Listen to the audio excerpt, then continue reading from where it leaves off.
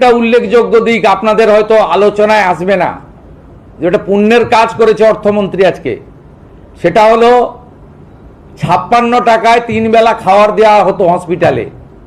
আমি পিজিতে ভিজিটে গেছিলাম, পিজির ডাক্তাররাই আমাকে বলছে দুপুরেও কুমড়ো, সন্ধ্যাবেলাও কুমড়ো। আমি জানতে চাইলাম কেন? গর্ব করে বলতেন আগের মুখ্যমন্ত্রী, এটা কি সোনার হসপিটাল? বললো কি করবে ঠিকাদাররা, সাপ্লাইয়াররা? 56 টাকা, 56 টাকা 44 পয়সা মনে হয়।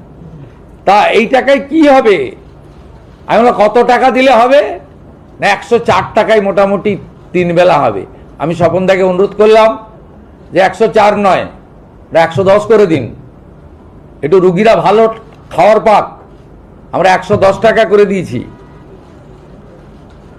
হসপিটালে কোনো নেতা, মন্ত্রী, এমএলএ, কোনো শিল্পপতি, কোনো কোটিপতি লোকের, কোনো মিডিয়া চ্যানেলের এডিটর, ডেপুটি এডিটরের বাড়ির লোকেরা যায় না, তারা প্রাইভেটে যায়।